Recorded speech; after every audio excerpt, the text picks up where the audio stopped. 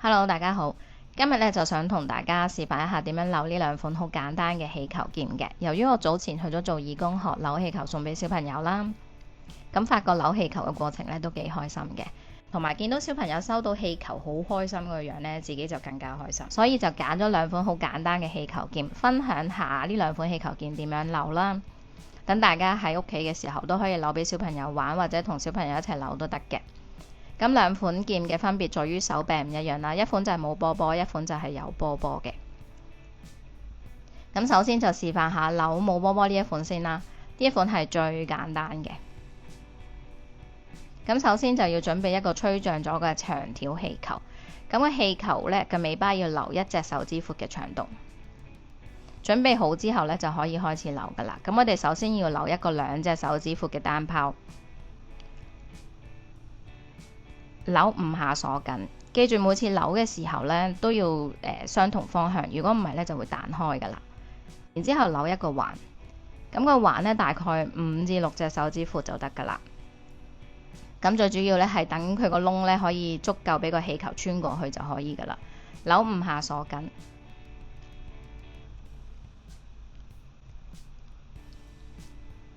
然後將氣球嘅尾巴呢從個環嗰度穿出去。咁個底部呢，要留翻足夠俾隻手握住嗰個長度就得噶啦。如果個氣球嘅尾巴嗰度呢仲喺度嘅話呢，咁我哋就可以用力呢去捉實個氣球，將啲氣擠上去，整翻脹佢，咁個尾巴就會冇咗噶啦。然後拉翻直個氣球呢，咁就可以噶啦。完成啦，係咪好簡單呢？呢個真係超級簡單。好，然之後呢，我哋就示範扭呢個有波波嗰一款。同樣呢，都係準備一個吹脹咗嘅長條氣球，但係今次呢個尾巴呢，就預留3隻手指嘅長度。準備好呢，就可以開始扭噶啦。同樣都係扭一個2指闊嘅單拋先，扭5下鎖緊，然後扭一個5至6指闊嘅環，足夠俾個氣球呢穿過去就得噶啦。扭5下鎖緊。好，咁喺呢度呢，就開始唔一樣啦。我哋要連續扭5個波波，咁即係扭5個單拋啦。咁因為要連續扭5個波波呢，所以我哋扭完第一個之後呢，就要用手指，用2隻手指夾住佢，等佢唔好散開嘅。咁要直至扭完第5個呢，我哋先至可以鬆開手指。記住扭嘅方向呢要一樣啊，如果唔係呢，就會彈開嘅。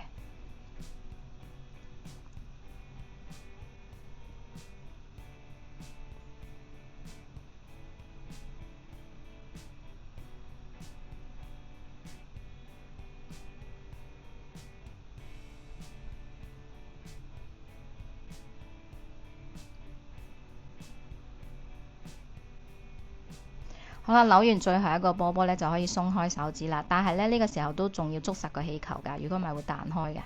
然後我哋將氣球嘅尾巴呢喺個環嗰度穿出去，咁個底部呢，都係留翻足夠隻手握住嘅長度就可以㗎啦。咁如果個尾巴呢仲喺度，我哋同頭先一樣啦，捉實個氣球，擠啲氣上去呢，就整翻脹佢就得㗎啦。然後最後拉翻直嗰個劍呢，就可以啦。完成啦！呢一款呢，同樣都係好簡單嘅，希望呢次分享幫到大家啦。今日嘅分享就到呢度啦，多謝收睇，拜拜。